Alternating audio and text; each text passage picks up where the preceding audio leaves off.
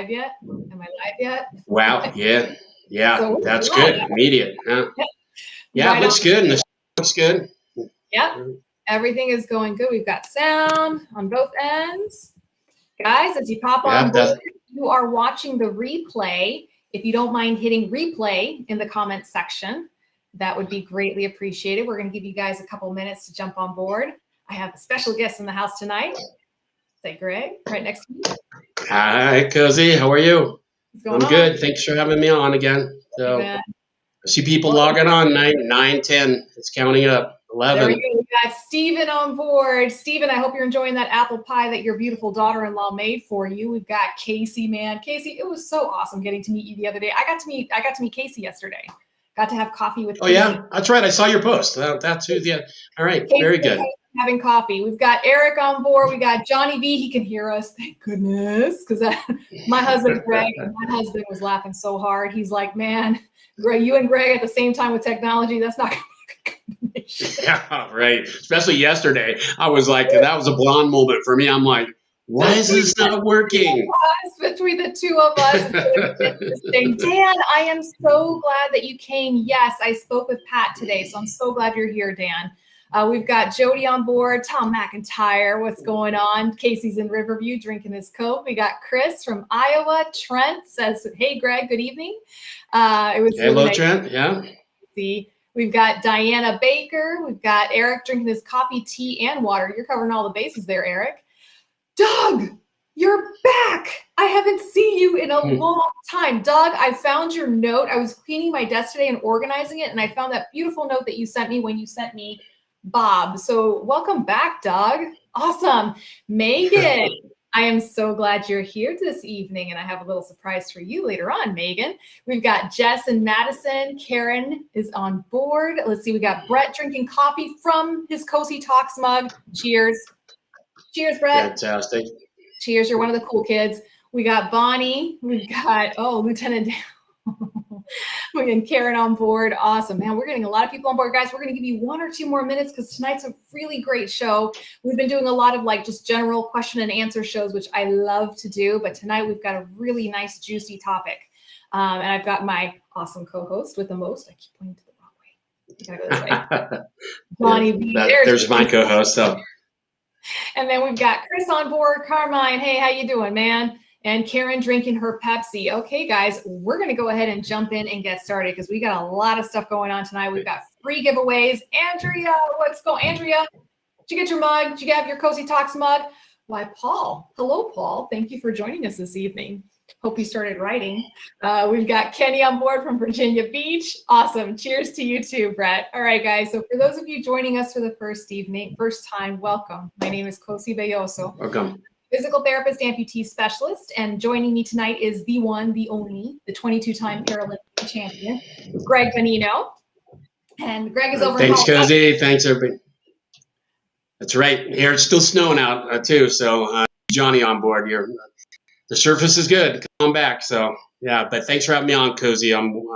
Great topics tonight, and we all can learn something from it. So thank you. I can't wait to learn more from you. It's like every time I work with you. So thank you. Oh, man, thanks a lot. And guys, those of you who've watched my show, you know that Greg is no stranger to the Cozy Talk show. We are both huge fans of Vital Fit skincare solutions, and that's our wonderful, generous sponsor for this evening. And I do want to say a very special thank you. I know COVID has been tough on big and small businesses alike, so having their support this year is extra special and extra important to me. And we have 3 giveaways tonight, guys, 3 giveaways for their products. We're going to be talking about their products, and Greg and I, as clinicians and as personal users, we are huge fans of these products, and we're going to talk a little bit about why.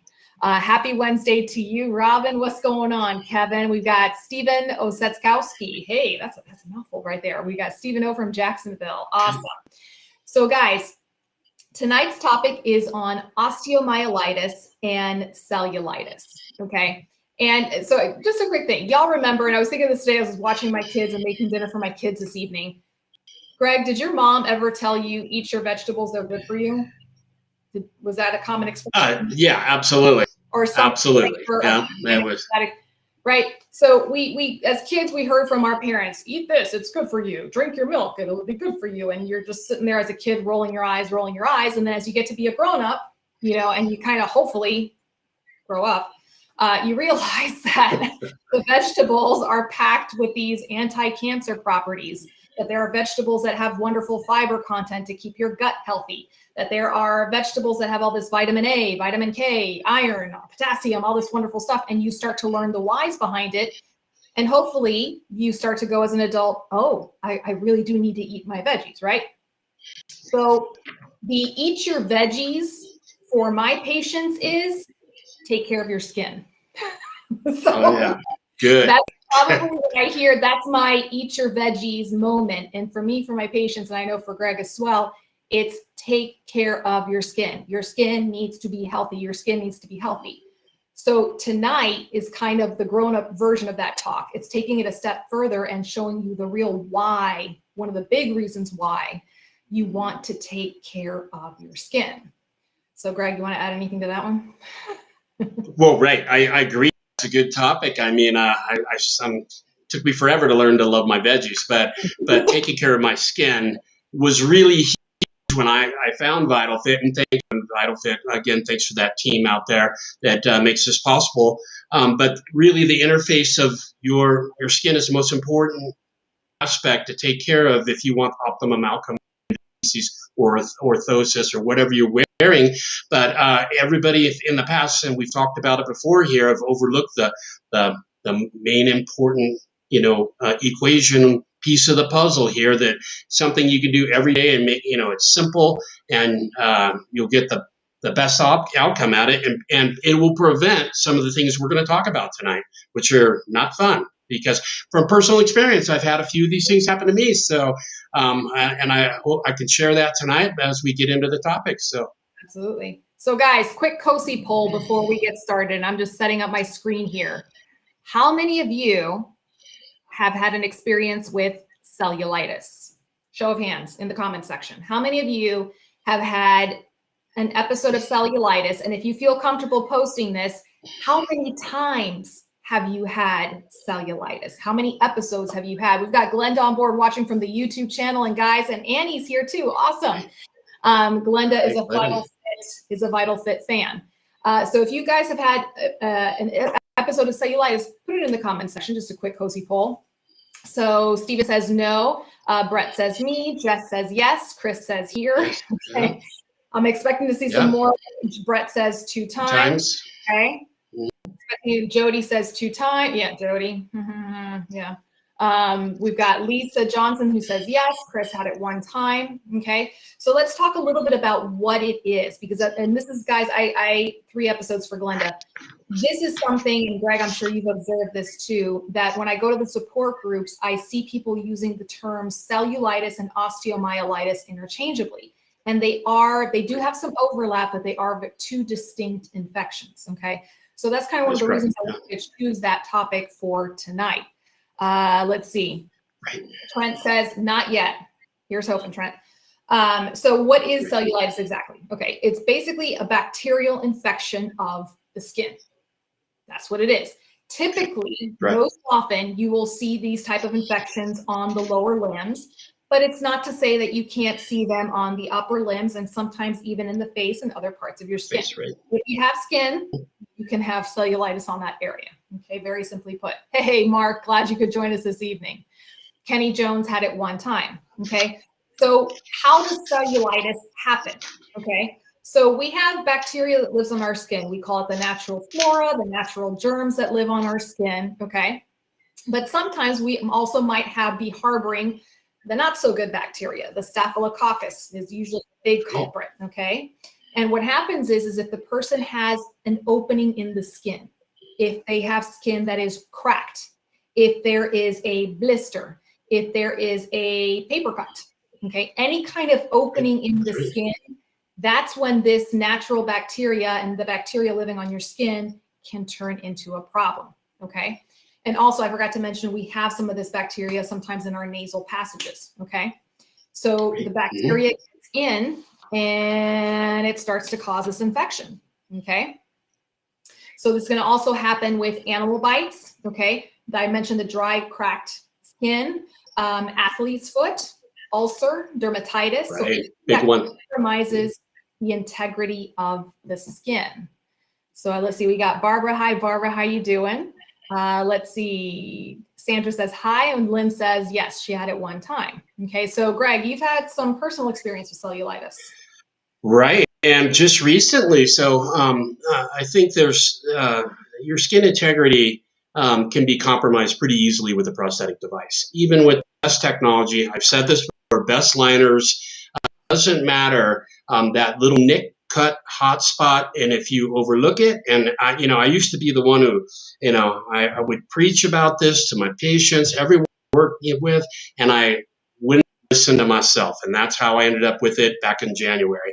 And it's interesting when Cozy came up with these topics, I was like, hey, I don't know how I was like, this, it hit home for me having this occur, but I just was, and it comes from the point of hygiene can be the biggest thing to prevent it. There used to be, there's tons of studies of what can actually live in the liner or the socket, depending on how you're fit or what device you're wearing.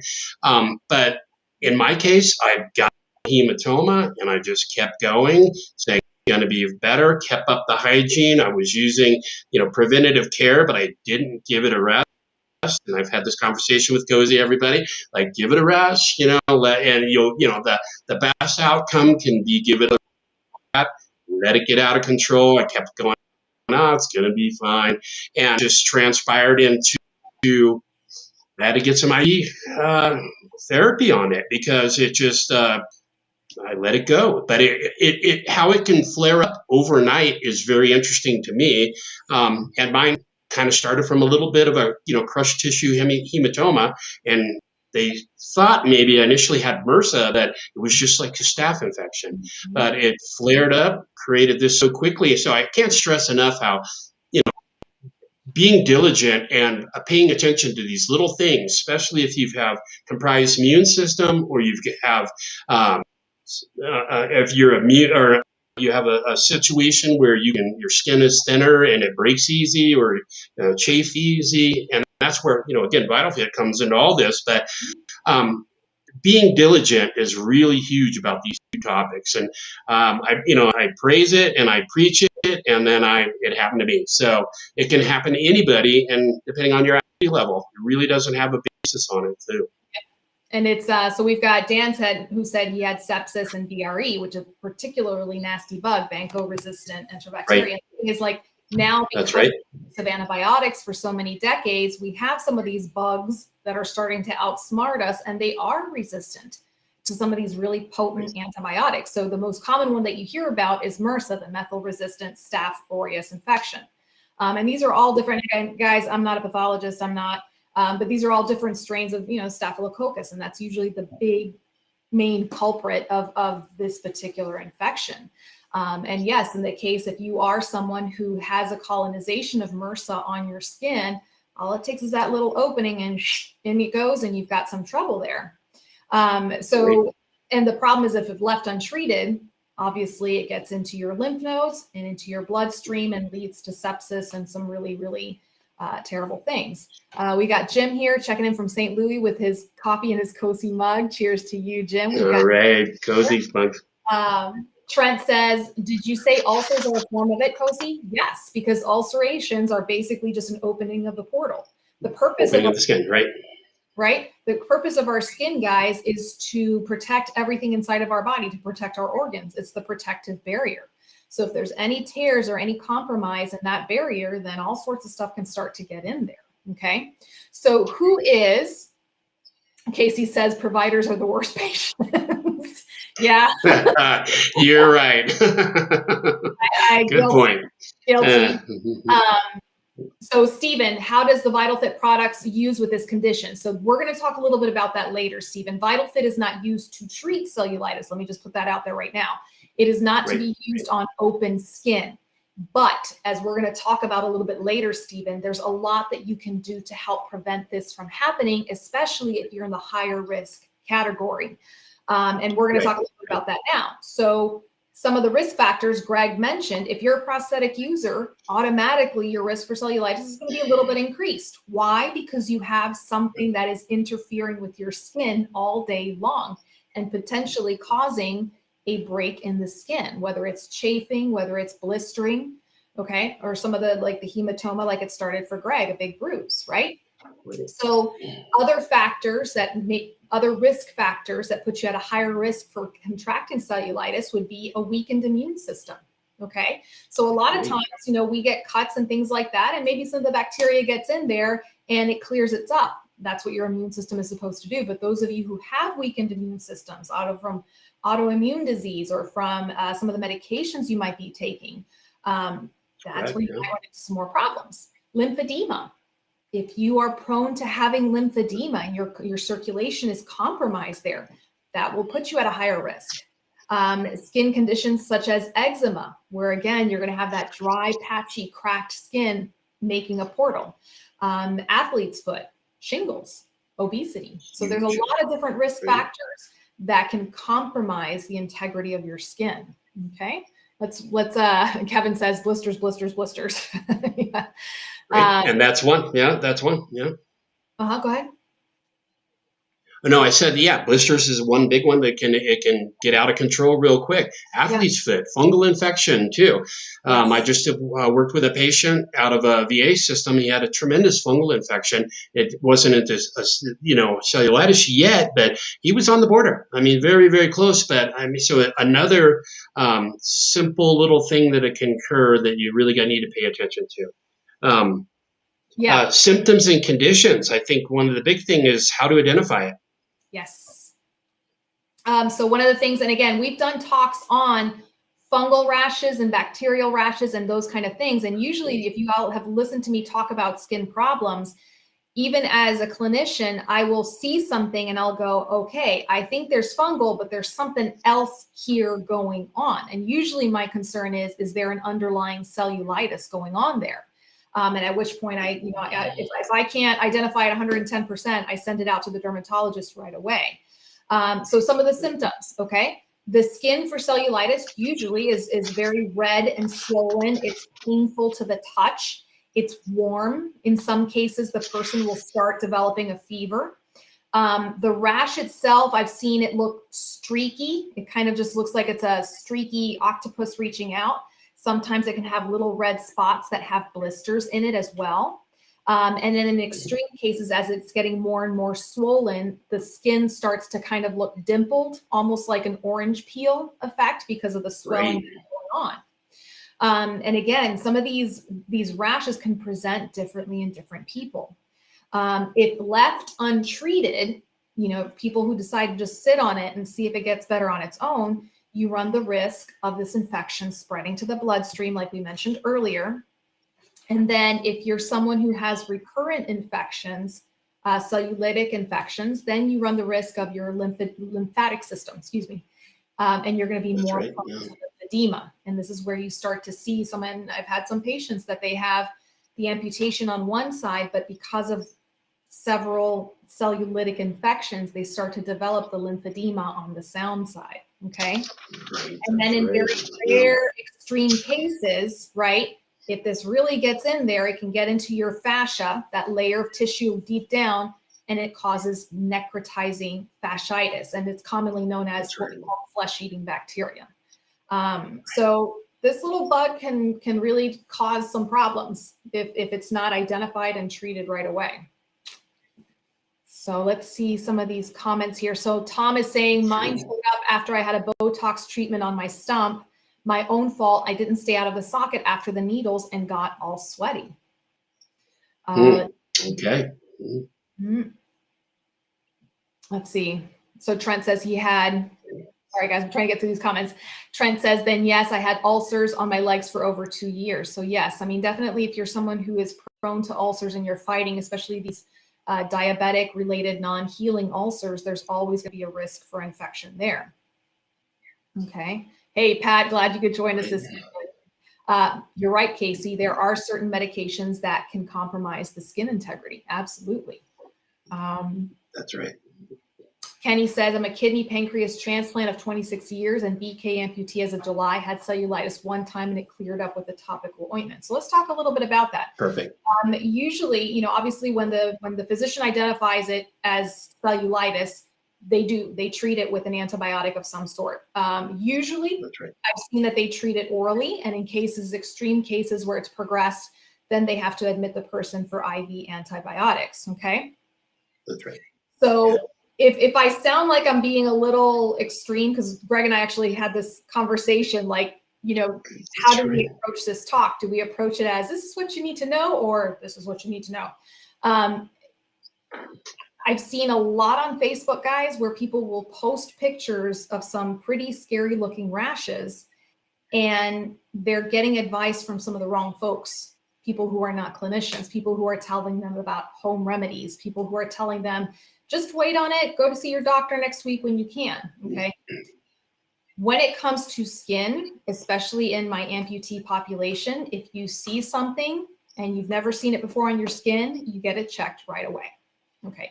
These cellulitic infections, and I know Greg can attest to this, they can turn from one day to the next. And it can be the difference between taking a simple oral antibiotic to having to be admitted into the hospital for IV antibiotics. So Greg, have you? Yeah, that's absolute fact. And I can't stress enough to pay attention, like Cozy's saying, is like, this can get out of control so quickly that from a little tiny nick or something, that if be diligent on it. I can't say enough for that. I follow a lot of amputee websites, like Cozy was saying, and I see the same thing. A lot of people showing different types of infections that, you know, looking for answers or questions on, you know, what should I do? Get it looked at. I mean, again, I'm going to say it. Whoever said the practitioner is the worst patient, I was that guy until I experienced it seriously. So don't let it go out of control. Keep up on the hygiene. One of the real interesting things, I was talking to a patient yesterday, and just depending on what kind of socket device you're wearing, if you've nicked your trim lines on your ischial trim lines or anything, just that little nick in the socket can be cutting your skin, and it can start as simple as that right there. And so I had to throw that in because I kept thinking about it. I'm like, oh, well, maybe I should inspect my socket. And sure enough, it's got a few nicks where you just go to your process or torch that down and it can be solved quick. But smooth interface, good hygiene, take care of skin, all these things. I mean, I lived it.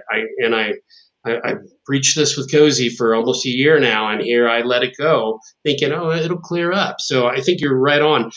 We don't want it to go out of control and end up into some really resistant infection. So, and that's what happened with me. Mine just got out of control, and the physician I was working with was like, hey, you know what? The quickest way to get you better is let's stick this IV in you, you know, and I was better in, you know, overnight, just like that. But again, it can go quickly. I guess that's where I have to say. Yeah, and it's to the point, guys, where they will actually, like some of you might have had this happen, where the doctor will draw with a marker the outline of the redness, right. just to see how fast it's progressing and how it's progressing. And that's certainly something, if you find yourself, and they'll probably instruct you to do this, if you find yourself receiving treatment for cellulitis, drawing the outline around the rash, and as you're taking antibiotics, you should see the rash regressing away from that marker. So that's actually a great way for the person to monitor themselves at home. What was I going to say? So one of the ways, so aside from antibiotics, you know, what can you do for yourself is keeping that skin clean and dry. And usually for the most part, unless there's some sort of wound there that's being treated that you have dressings for, leaving it open to air. And obviously it should go without saying, without the prosthesis on. So that's where everything kind of gets put on hold to allow the skin to breathe and to heal. And then also another big factor is elevating the residual limb or the leg, whichever leg it's on, keeping it elevated, because again, you've got all this swelling going in there that's potentially damaging your lymphatic system. And over the course of time, the more damage that lymphatic system has, the more prone, it's just this vicious cycle that can either turn into a chronic lymphedema or more cellulitic infections. So Brett says they outlined mine. Jeff says friend died with a terrible case of cellulitis on his leg. And again, guys, it's one of those things where I shake my head sometimes because I'm like, it can be resolved so simply if it's caught early without a problem. So we even had a viewer on the show that she sent me, Kosi, I'm kind of seeing this and this on my leg. And of course, I can't see it in person. And I just told the person, I was like, look, don't mess with it. I'd rather have you go to your ER and have them tell you it's just a heat rash than for you to sit on it and then 48 hours later you're getting admitted. So this individual thankfully went to the doctor right away, and sure enough, she had a pretty intense little cellulitic infection cooking. So again, when in doubt, get thee to the doctor. It's better for them to tell you, nope, you're fine, it's just a heat rash, versus the opposite. Let's see. Well, right. I think you can, on Kosi's point there, you won't be interrupted. The quicker you go and have this addressed, it's not going to interrupt your life or your prosthetic use, if you're, or your orthotic use, whatever that may be. And that's a big one. I got to just throw that in. Yeah, I can't stress how much that if you wait, it can get out of control. And hearing that comment from the viewer, it just breaks my heart to hear. But again, back right to skin integrity, and that's where VitalFit has really come into the picture for a lot of people that I work with. Just keeping it clean, keeping the bacteria at bay. So that's really a huge thing. So I early in the show, I did mention there were some studies out there, and they cultured prosthetic sockets that were under extreme hygiene, minimal hygiene, and the things they find inside can be pretty scary. So that could be the basis of cellulitis, and everything onward. So. Yep. So speaking of which, we're going to do our first giveaway for this evening. So we've been having a raffle entry for the past week. So those of you who entered, you had to follow me on Instagram. You had to follow VitalFit on Instagram, and you had to post #CosiTalks on one of the VitalFit posts. So we had a wonderful response from you guys, and I want to thank you again for participating in these raffle giveaways. It's not just about getting the giveaway; you're also providing support for companies like VitalFit so that they can continue to do what they're doing. So thank you guys for participating in that raffle. And our winner this evening is Megan Davis Hill. I think she's at FinFan1972. So Megan, congratulations. You'll be receiving a full-size kit from VitalFit. So this is their cleanser, their daytime Fantastic. their liquid to powder, and their nighttime moisturizer. So really, really, really nice kit. So congratulations, Megan. I'll be contacting you after the show to get some of your information there. So let's see. Eric says, I wear my shrinker at night to keep the swelling down. And actually, Eric, that's a really great preventative measure that we're going to cover a little bit later on to help prevent some of this things from happening. Let's see. We've got, hey, Patrick, glad you could join us.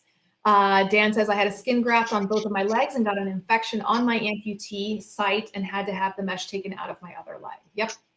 Let's see. We've got Debbie on board. Hey, Debbie. Awesome. Okay, so guys, let's move on. So we've talked a little bit about cellulitis. Now we're going to talk about cellulitis's big, bad, scary brother, osteomyelitis. Okay, so let's do another one of the little Kosi Talk polls. Hey, Susan, glad you can make it though. Kristen, that's my girl right there. All right, guys, another Kosi poll. How many of you have had osteomyelitis? And if you're willing to share this with us, how many of you lost your leg due to osteomyelitis? Oof. I think we're going to get some interesting answers there. Okay. So I'm just going to, Stephen says, no, Stephen, you've been pretty lucky there, Ben. Yep, that's good. That's my big scary brother. That's my That's his physical therapist, actually. Good. Thank you. Ooh, thank you, Paul. So Paul is, guys, I'm going to embarrass Paul just a little bit. Paul Kloponis right there. That is the man that taught me how to be a physical therapist. That is my mentor, my Mr. Miyagi right there. And he just posted an article. Guys, if he's posting that article, that means you're going to want to read it. So go ahead, guys, right click on that article and save it for later to read it. Let's see. Susan says, I've had osteomyelitis and because of your leg, how it affected your leg, Susan. Hopefully you can retype that in. Casey says right here, Glenda says yes to osteomyelitis. Jody says yes. Harsh says my brother-in-law just survived losing only a big toe. Whew, diabetic. Luckily, yeah. Susan says yes, and that's why she lost it. The other Susan said had them both, but the osteo came back after the above the knee amputee. Glenda says she's a right BK due to osteomyelitis. So let's talk about what osteomyelitis is. So if cellulitis is an infection of the skin, osteomyelitis, as the name indicates with osteo, is an infection of the bone. And again, it's that wonderful little Staphylococcus bacteria. That is the main culprit that we see normally associated with osteomyelitis, okay? So what happens here is that somehow an infection gets into the bloodstream, right? And these germs get into the bloodstream and they start looking for weak points in the body. So if there is a weakened part of your bone, whether it's because of weakness from long-term diabetic or long-term vascular issues, then the bacteria is going to go and attack that part of the bone and just create fireworks with a bone infection. That, however, is not the only way. And sometimes you can see the infections begin as a pneumonia. They can begin as a UTI. Okay, so infections somehow getting into the body. Or we see sometimes with trauma, where there is direct trauma, or traumatic amputations with our veterans that are deployed, or our active duty, our active duty military that are deployed if they are involved in an IED explosion, right? That there is trauma directly to the bone and the bacteria gets introduced into the bone right away. Big risk for infections like osteomyelitis. You can also see this happening even with someone who's had IV through a central line. Okay, that bacteria bug gets into the bloodstream and again, finds that weakened bone. All right, so let's see what we got going on. We got, phew. Yeah, Dan says he lost his leg from a drug overdose, fell on the floor and stayed there for a while, lost blood flow in my leg. Oh. Eric says lost mine due to compartment syndrome and bone problems. Eric says in the calf. Susan says it ate my bones. And that's essentially, guys, that's how osteomyelitis is. It works. It basically causes a necrosis of the bone. It causes bone death because the circulation to the bone becomes compromised. And our bones are actually very richly, they need circulation, a lot of it. Lisa says, I bet I had osteomyelitis on my left foot. I'm diabetic and I have bad circulation. Kevin says, I've never known what these two words meant, cellulitis and osteomyelitis. Today I've learned. Then I earned my supper tonight, Kevin, because that's exactly what I wanted to do. We hear these words a lot. We hear these, and I hear them again. I hear them used interchangeably. So I'm glad to be able to do this evening. Susan says on x-ray, there was no bone left in all the toes first and then went up my leg. Glenda says I have chronic osteomyelitis in my sound foot. I had a big toe amputation last year due to Mrsa. So lots of people here who are talking about lots of experience with osteomyelitis. So, excuse me. Let's talk a little bit about some of the risk factors. Very similar to cellulitis. Again, actually, and I'm going to throw in there smokers, diabetics, those with kidney failures, especially if those who are battling an open wound, so prone to those infections. So the symptoms, okay, can kind of sort of look like cellulitis, but they're kind of sort of not. With the cellulitis, it's at least from what I have seen, and Greg, I'm going to get your input on this one. I see usually a lot more skin involvement. It's very red. It's very angry. Okay. With osteomyelitis, it's almost like you can tell it's coming from within. It's a little deeper. Skin is still very warm. You might see that swelling going on there. There's going to be pain. That's a big one that I see. My last patient who had osteomyelitis, he was in massive amounts of pain. But in some people, there may not be symptoms because if they are immunocompromised, meaning their immune system is not mounting an attack, they may not have symptoms until it's progressed a lot further. So Greg, how have you experienced? Well, and that's a great point. I had a patient friend of mine, that same scenario. He was in a traumatic accident and a car pinched him in a car injury, lost the leg that way. 20 years later, he had a flare up in the distal end of his residual limb. So I think what you're saying, it can come from different avenues, but all of a sudden he was in pain, couldn't wear the prostheses, deep bone pain kind of scenario. Again, a guy very similar to me was like, oh, it's going to be better. I'll just give it a few days.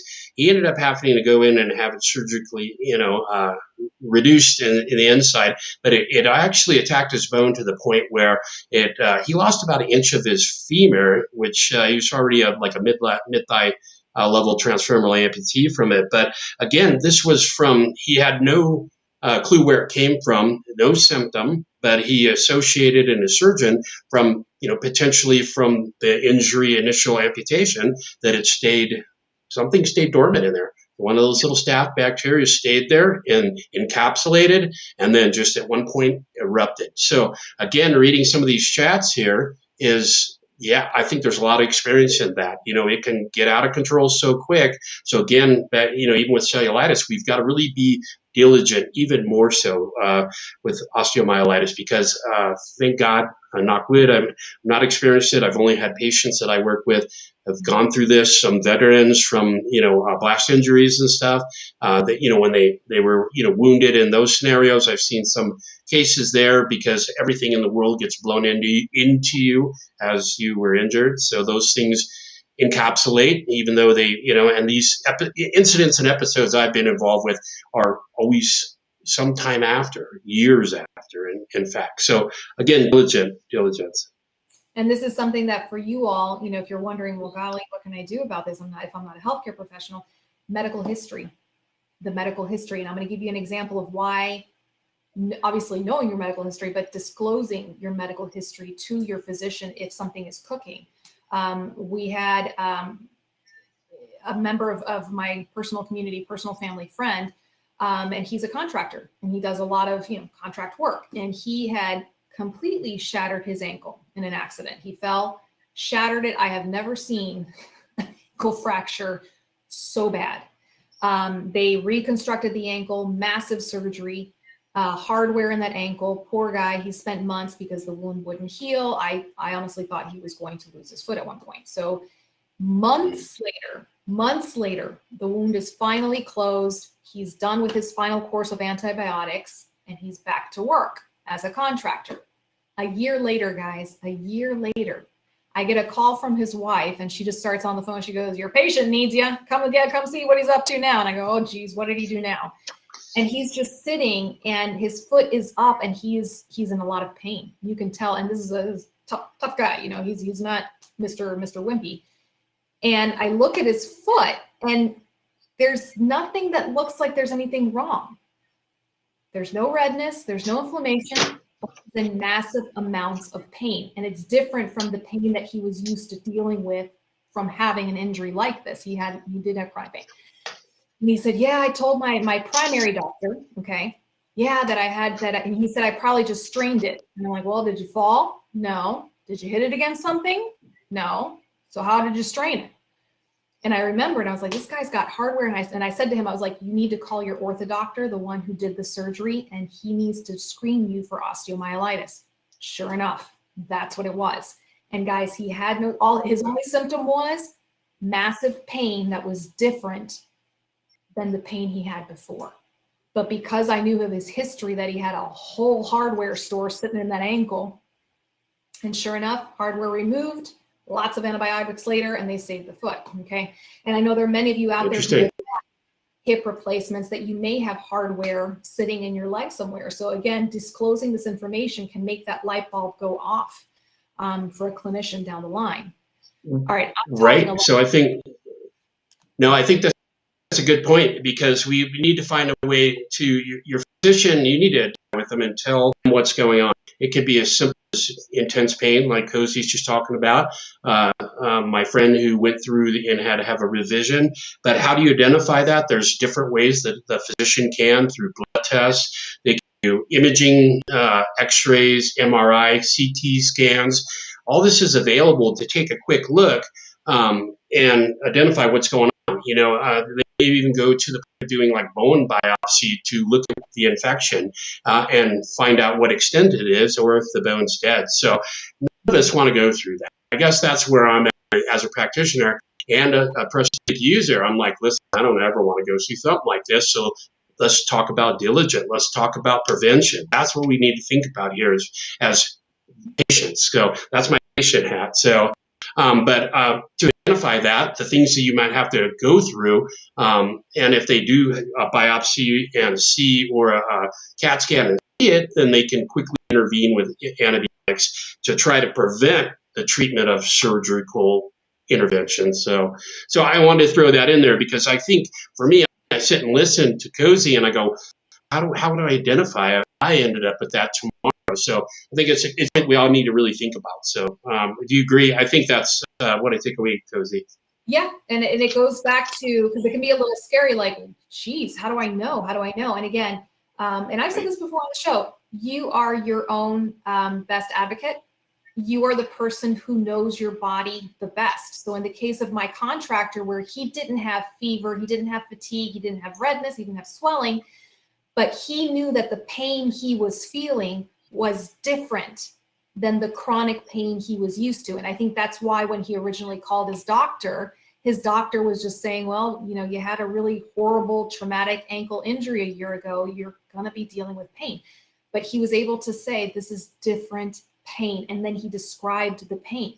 Okay.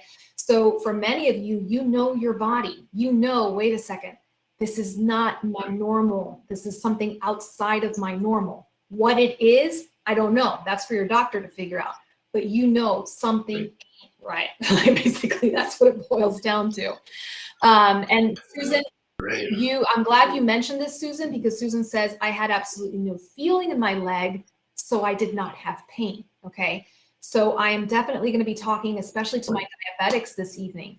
Those of you who have diabetic-related neuropathy, meaning you have nerve damage on your fingers, on your toes, perhaps on part of your residual limb, okay, where you cannot feel your skin. So you can't feel paper cuts, blisters, chafing, dry, cracked skin. What are you supposed to do, okay? Mirror. A little mirror, hand mirror, visual inspection, mirror that you can buy for $3 at the drugstore. That becomes your saving grace right there, okay? And every single day, you need to check with a mirror. You need to check behind your residual limb, especially those of you who are below the knee, behind the knee area, okay? For those of you who are above the knee, like Greg said, and you're sitting in an ischial containment socket, you need to check your bum, okay? And make sure that there's no blistering, that there's no nicks up there. The bottom of your residual limb, if you have a scar that's invaginated, that's folded in, you need to pull it apart a little bit and see if there's anything forming there. On your sound leg, you need to check in between your toes. You need to check underneath your foot, okay? And this is something, guys, when I worked the home health sector for 8 years, I always did this with my patients. And if my patients were unable to check themselves because they had trouble with their mobility, or they simply couldn't reach their sound foot, their caregiver, okay? And this is part of the prevention process.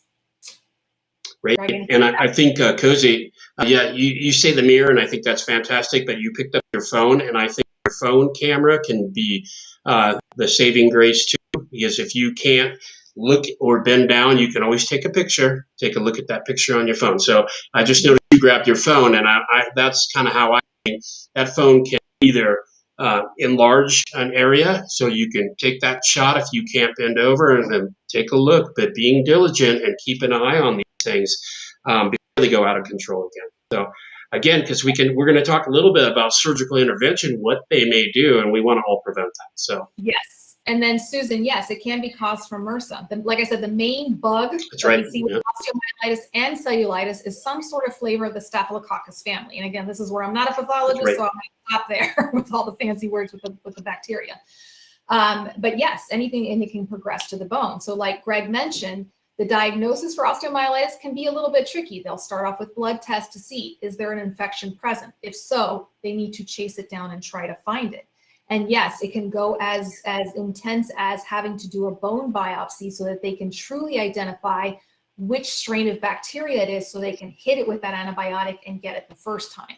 That's kind of the holy grail with these bacterial infections, is finding out specifically what it is so that they can get the right antibiotic before it starts to grow horns in the tail. Okay. Paul brings up an excellent point. He says a treatment modality sometimes for infection and chronic wounds is hyperbaric medicine with oxygen in the hyperbaric chamber. And we discussed Absolutely. We discussed that on last week's show, how the hyperbaric chamber, it's like kind of going into a submarine. It looks like a little mini submarine, right?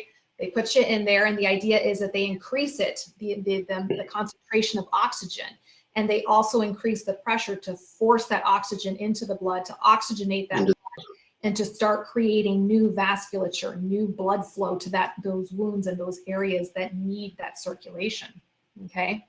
Dan says he was getting crazy fevers in the hospital from VRE.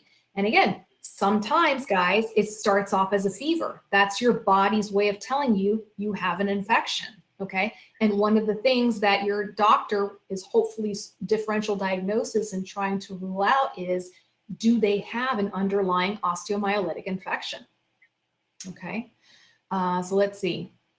Lisa says, I had osteomyelitis in one of my toes. They were able to save the toe, give me antibiotics and a PICC line, and it started from an ulcer on my toe.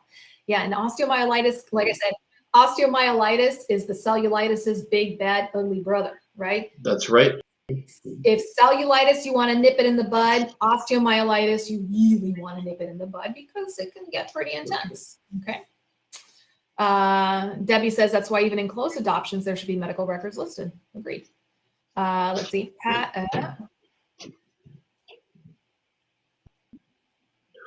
Paul says, yes, indeed, infection can remain dormant in the interior of the bone and can re-inflame for no particular reason. A bump on the leg, catching a cold, non-controlled diabetics, nutrition, taking care of oneself is all crucial once someone has had osteo. Yes, and you guys can see where I got it from. Absolutely good point. Yep, absolute great point. Yeah, so let's talk a little bit. Actually, you know what? Let's do a giveaway. Y'all want to do a giveaway? Let's do a giveaway. Let's do a giveaway. I'm going to post a link, which I did not post correctly. I'm going to repost a link. I don't know what I posted there. Ooh, sorry, guys. This is where I need the please hold music. Please hold. All right, so guys, you know that when I work with a particular company, it's not just because they have great products, it's because they also do something extra for the community. So with VitalFit, I have the right one. Hallelujah. Okay. With VitalFit, they have added some really nice goodies to their website.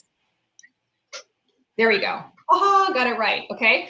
So one of the things that VitalFit has been doing is that they've been doing webinars very similar to what I do here and with my dashing co-host, Greg Menino. Okay. So they have been hosting free webinars each month on different educational topics. Sound familiar?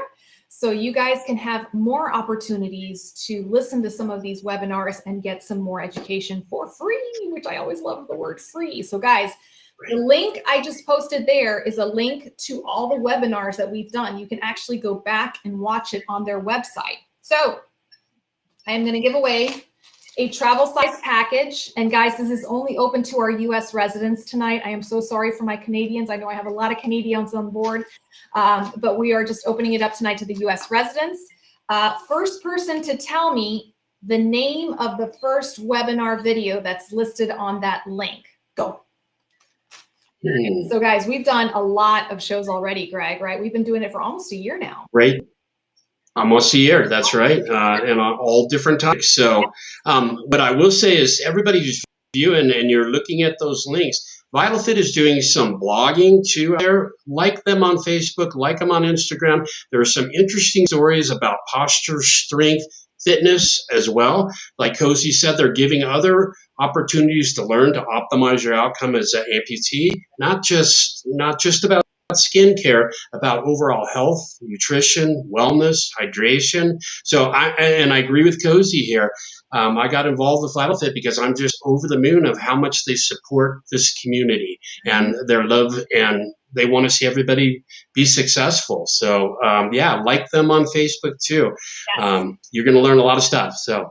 And actually, Harsh, you almost had it, Harsh. You were quick draw McGraw. It's actually, Casey, you are correct. Inspiration through storytelling. And that was actually one of my viewers, Johnny V, who's in the house right now. That's right. Johnny came on the show to tell his story through limb loss. And guys, what a great story. Definitely show them some love and go hit their website after this show, of course. But you'll want to hear some of the stories there. So Casey, congratulations. Send me you know how to get in contact with me. So send me your address and we can get this travel size kit sent to you. Congratulations. And guys, we are going to do one more giveaway this evening. So don't go away. You're going to have another chance for it. And actually, I'm going to go ahead and set this up right now before I forget. It's past my bedtime, therefore I don't want to forget. All right, Trent, you're not kidding, man. Trent, you got to be on the ball. I do a lot of giveaways on this show, and people are just like, and they're like reading my mind as to what I'm going to say before I even say it. All right, let's see, make sure. All right, guys. So let's talk a little bit. We've been kind of, scaring you with the big bad wolf of cellulitis and osteomyelitis. So here's kind of like the nicer side of it. This is the part where you can do something for yourselves, okay, in helping this. Number one, know your risk factors, okay? It's not officially stated in the research that amputees are at a higher risk, but, okay, just consider yourself to be a slightly higher risk. Why? Because you have a prosthesis on all day. So your skin is at risk for compromise, okay? Knowing if you've had a history of cellulitis or osteomyelitis, and believe me, if you've had it before, you know you've had it, right? So you know what symptoms to look for, especially in yourself. And remember how we said everyone presents a little bit differently. Some people get the fever, some people don't get fever, some people get warmth and swelling, okay? So paying attention to your body and listening to what your body is trying to tell you. Doing those inspections on your body, okay? If you find a blister, if you find a cut somewhere, address it right away and monitor it very closely to make sure it's not going to turn into something, okay? Number 3, get it checked out. Get it checked out. Like I said, I've been doing this for 18 plus years. Greg's been around this even longer than I have, okay? And there are still forever. There are still, without revealing any of this, no, I'm kidding. There's still present that I see that I go, I think I know what I'm looking at, but I'm not sure. So I'm going to let the dermatologist or I'm going to let the urgent care doctor do the official diagnosis, and let's be safe versus sorry. Okay. Also, yes, Cosita. Oh, thank you, Harsh, for putting that up there. I'm going to go ahead and do that myself too. Thank you, sir. Yes, guys, if you go to my website, you'll see the section for Vital Fit. Throw in the COSI10, and that's a great little $10 discount code. Highly advise you to use it. Yes, Harsh, absolutely right. Harsh is saying don't ignore the blackheads on your stump.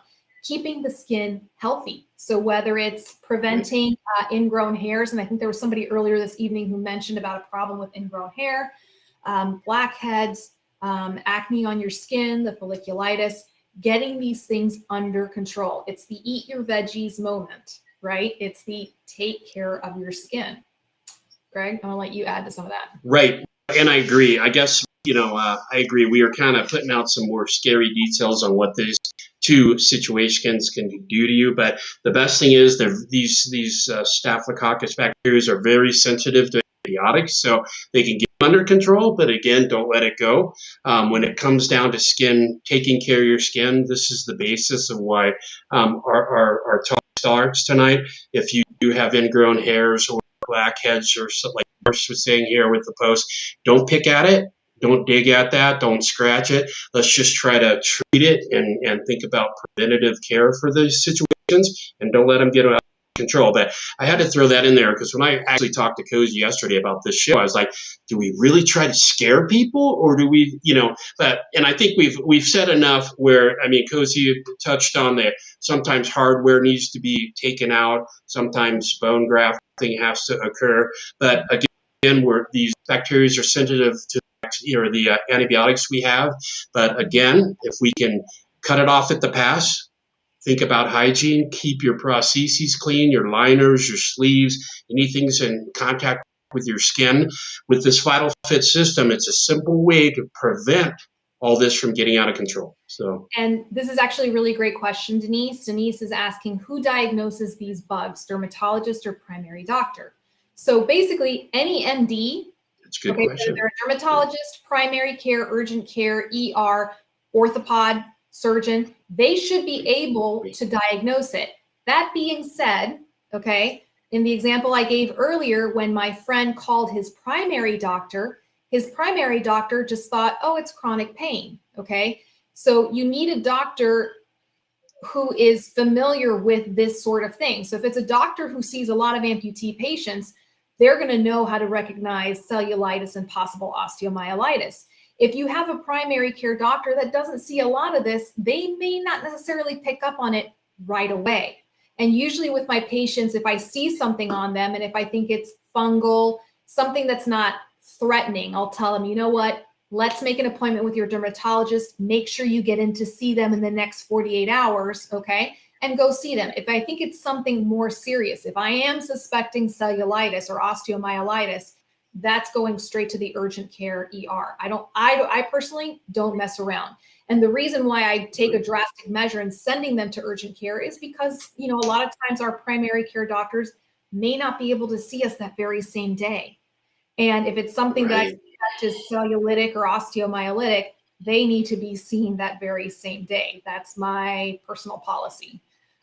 So it's just knowing who doctors that who are your doctors and who's going to have the most experience. Your orthopedic surgeon. Why? Because they're the ones putting hardware in you, so they know that can be prone to developing some of these nasty infections. And it's also, who can you get in to see the quickest?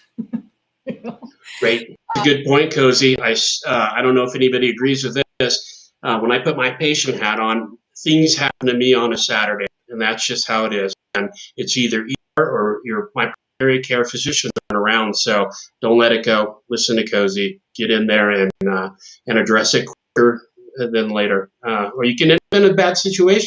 We really don't want to. You live in your body. I think the best thing that Cozy touches on is your body. You're in tune with your body, and if you have neuropathy and things like that where you can't feel it, inspect, be done.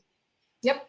And Paul brings up another good point. Different parts of the body, different types of skin. Skin, same building blocks, but it's different in different parts of the body. And those of you guys have heard me say, the skin on your residual limb, you need to treat it as the skin on your face and the skin on your neck. It's more delicate now. It's not the same as it was prior to the amputation. So it has to be babied, for lack of a better word. It has to be taking extra special care of, especially then on top of that, the stresses of wearing a prosthesis for 8, 10, 12, sometimes even 14 hours a day, okay? So we're just gonna go quickly through the skincare regimen. And guys, a lot of people are like, boy, she really hawks these products a lot. It's because I've been doing this for over 18 years. And for 18 years, all I could really recommend to my patients was, okay, go to the drugstore, try this or try that. And these products were not designed for diabetic skin and for prosthetic use, okay? This particular line was designed by a dermatologist specifically for diabetic skin, specifically for prosthetic skin. And it's a complete line of products. It's not just one product that you have to go hunting for other stuff to do. It's a complete skincare system. And guys, I try everything out on myself before I give it to my patients because I'm like, if anything's going to go wrong, it should go wrong on me and not on my patients. This stuff is really amazing. It's amazing. So I'll talk a little bit about some of these products, and I know Greg has wonderful insight on this as well. These do not have any of the harsh chemicals. They are meant for sensitive skin, okay? No scents here. They have the daily cleanser, which can be used for your entire body and to clean out your liner, okay? And you guys have heard me talk about cleaning the liners, right? They got to be cleaned every 24 hours, okay? Those liners have to get into that shower with you with hot water, and this daily cleanser for me is one of my favorites. And rinse, rinse, rinse, rinse, rinse, rinse, rinse, okay? And you clean your skin, pat it dry, okay? The best way to keep your skin healthy is to keep it balanced. You don't want it too oily and you don't want it too dry. The moisturizers that are provided here, there's one for daytime and there's one for nighttime, okay? They help keep that nice balance. They help prevent friction in the socket. It helps prevent that odor from building in the socket, okay? And in the nighttime, as your skin breathes, as it should at night, this particular lotion for nighttime moisturizer, it helps kind of replenish the skin and get it ready for the next day, okay? Greg, I'm gonna let you talk more about it because— Well, right, and I think, Cozy, you just made the biggest point is as an amputee or a prosthetic wearer, you're walking on anatomy, and that skin of that anatomy is not designed to be worked on and take the punishment and abuse that the bottom of your feet do, let's say. So again, diligent on skincare is huge.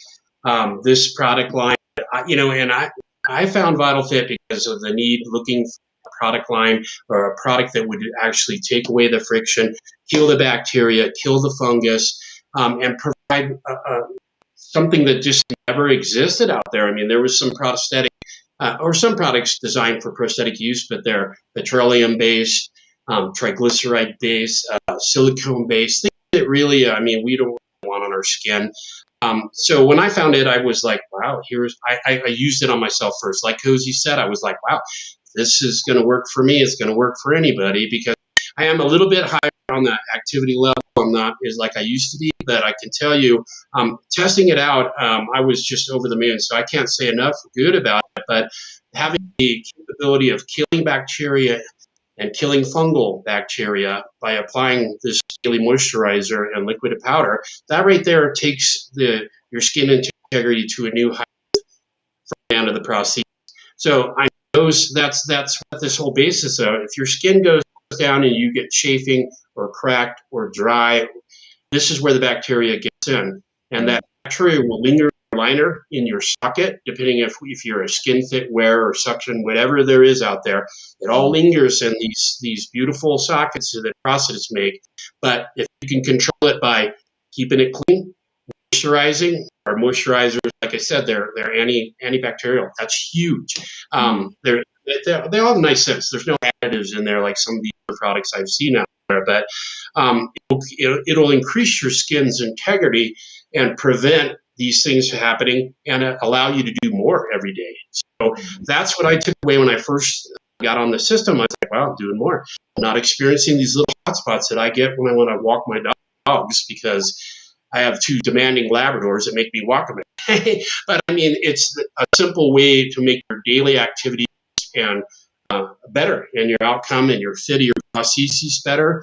I talk to a lot of prosthetists nationally saying, this makes your prostheses better, it makes your socket better, and they look at me like, oh, it's like that puppy thing. They cock their head. What do you mean it's going to make it better?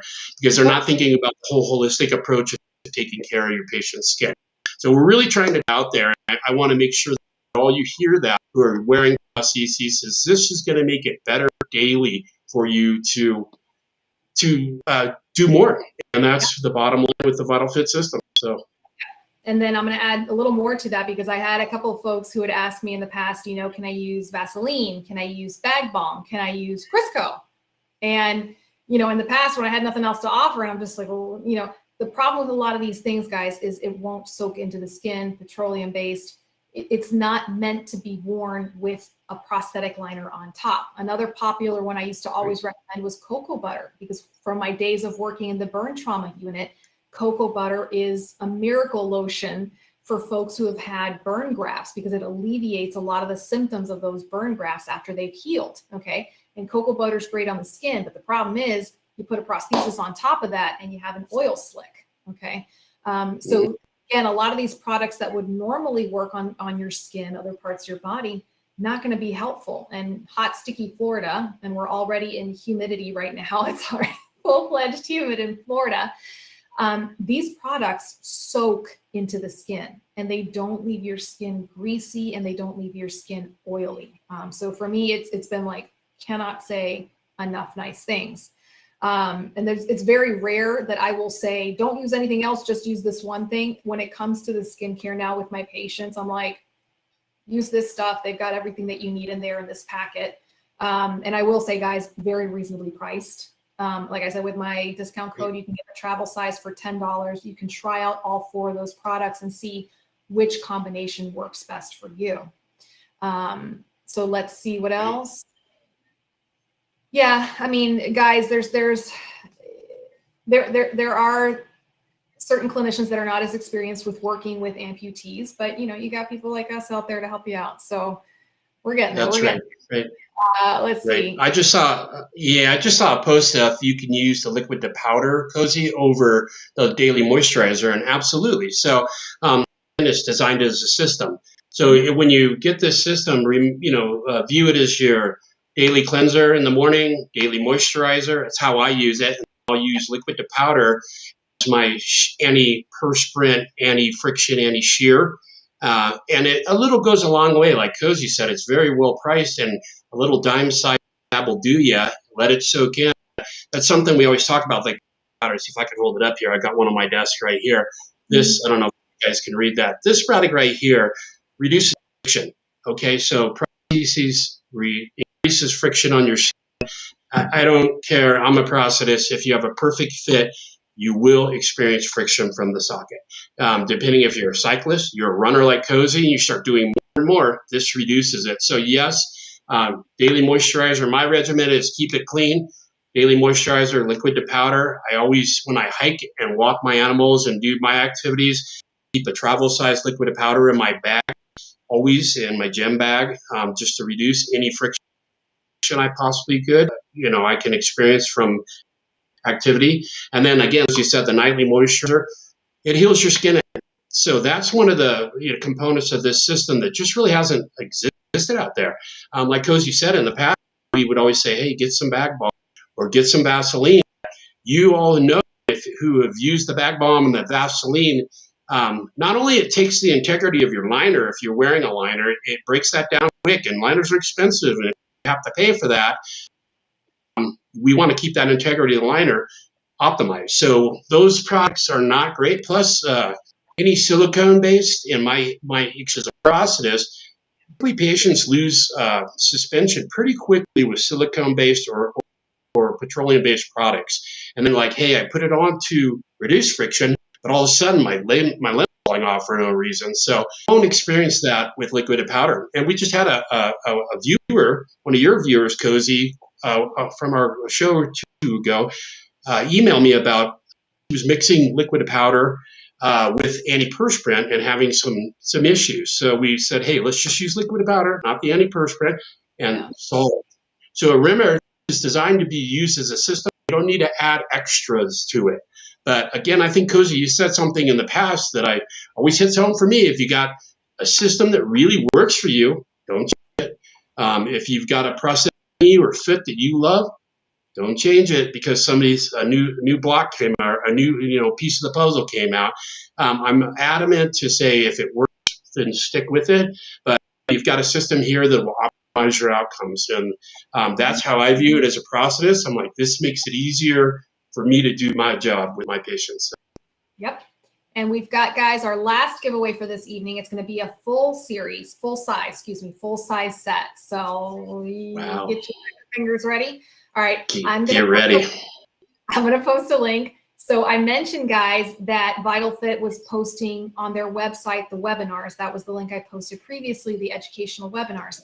They've done also a nice blog, and it's a blog that has a lot of really nice topics in there. They're quick reads, really nice, fun reads to do to get some more education and more information. You know I'm all about that. So you know where I'm probably going with this. I am posting the link. Did it go? Okay. Tell me the name, more or less the title of the first blog. Go. Oh my gosh. No, I'm so sorry, Susan. It's only US-based residents today. Dan, do I ever give legs in a giveaway? No, I have not given a leg. That's a great idea, Cozy. Dan, yeah, be a part of that one. Manufacturers out there would like to donate a foot or a leg. That'd be kind of awesome. So guys, there's one part here that I did want to address. Somebody mentioned HibaCleanse, okay? And that's kind of one of my personal soapboxes right there is HibaCleanse, okay? So HibaCleanse is this stuff, this super, super duper strong antibacterial soap. And it used to be that you could only get Hibiclens before you were going into surgery, and the doctor would have to write a prescription. The pharmacist would have to take it out of their secret stash and then give it to you. Now it's available over the counter. So you can just walk into a drugstore, buy yourself some Hibiclens. So a lot of people think, and because it says safe for daily use. Okay, here are my thoughts. And this is something that I learned from working with infectious disease doctors back in Jackson Memorial Hospital when all of this antibacterial stuff started coming out, our antibacterial soaps, our antibacterial washes, our antibacterial germy gels, right? And he basically said, we are killing the natural flora on our skin, right? So remember how I told you guys, we have some natural bacteria that lives on our skin. That's the good bacteria. That's the good bacteria. And the problem is when we keep killing the natural bacteria, number one, harsh soaps like Hibiclens will dry out your skin and make it more prone to cracking, okay? But you're also killing the good stuff along with the bad stuff. And pretty soon your body will start to build a resistance. So if any of the really bad bugs get in there, like Mrsa or VRE, you're going to be in a lot of trouble. Okay. Now, are there cases where it's appropriate to use Hibiclens? Yes. For example, when you're going into surgery. Why? Because you want to kill everything, because they're going to be opening you up. So they're opening a portal for bacteria to get in. So that's when they use the Hibiclens to make sure they kill everything so nothing gets in there while they're operating, okay? If you are someone who is prone to Mrsa infections, there may be cases where your doctor will prescribe for you to use Hibiclens. But for me, guys, Hibiclens to me is still a prescription level. Even though it's available in drugstore, even though they say it's safe for daily use, I don't agree with people who use Hibiclens on a daily basis unless it's being recommended by their doctors. Okay, and I do see some people that they use the Hibiclens to clean their liners because of the odor, because of things. There are other safer, more gentle options out there. So those are my thoughts. That's based on 18 years of experience. Take with it what you will. Craig, I don't know if you want to, that's my soapbox. No, I agree with you, and that's a fact. I see the same thing being posted a lot on the sites that I monitor and follow. I think that you can, if you can tolerate it, okay. I agree with Cozy, killing the good, bacteria on your skin. I always joke, I'd be like, might as well just use acetone, and don't do that, people. But I joked about that. It's like somebody looking at me, like, really? No, not really. I'm just saying it's so harsh for, your skin and your skin integrity, just what it does to drying it out. I mean, I think you can use isopropyl alcohol to rinse out a liner occasionally, or your sock skin fit. That's fine. But, that's not, on your skin kind of theory. So I agree there's better products you can use. I have patients that use Dawn and vinegar together to wash their liners prior to the Vital Fit line. I was like, well, when I heard that's working, but I've got a better solution. So I agree with Cozy, the better solution today. If you are going into surgery, because every time I've ever used Hibiclens, it's been pre-surgery stuff. So I agree with her. I agree with you, Cozy. I'm like, listen, that's for when I need every bit of skin integrity possible before they cut me, Yeah, yeah. So Debbie San, you are our winner. Yes, the blog of the title of the first blog that you'll see is How to Use Strength and Posture to Reduce Amputee Lower Back Pain. So any of you out there with low back pain, go ahead and read that article. It's got some great comments. Debbie, please, after we are done, please send me your address through my Facebook Messenger. You can find me easy on Cozy Docs. Shoot me a message. Casey, you are our other winner. So please send me your address so I can get you your goodies as well. And then Megan, you were the big winner from the raffle. So please make sure you send me your address, guys, and we will get all these goodies out there to you. Guys, thank you. Wow, you guys really, thank you, guys. Great comments today, you guys. A lot of great comments, a lot of great sharing your stories. So I appreciate that. Oh, nice. Oh, all she's right. Crying. Awesome. Yeah. All right, you're going to love this stuff, guys. And again, if you have any questions about it, it's a fantastic team, the Vital Fit team. They're wonderful about answering questions. If you have any comments, they love hearing back feedback to see how they can always continue to improve upon the product. But I think it's already pretty good the way it is. But with that, guys, we are going to go ahead and start wrapping up for this evening. Guys, before we go, if I could please ask you to sign up for my email subscription. Those of you who have not done it already, I do not spam your inbox. I promise I don't bombard you. It's just a once a week email. And I put in there, guys, all information about this show. The latest video links, my YouTube stuff, the free giveaways, what's coming up. Next week, we have the Amputee Coalition coming on the show, and they're going to talk to us about what the Amputee Coalition is and how they can help you. So I am so excited. Really appreciate that. Debbie says my dog thinks something is wrong.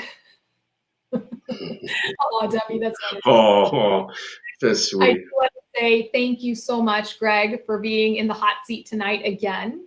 Truly appreciate, love having you. And thank you to VitalFit. Thank you for your generosity for sponsoring shows like this to help with education and information for the limb loss community. So, guys, thank you so much. We will see you guys next week. Okay. Thank you. Same bat channel? Good. All right, guys. Bye.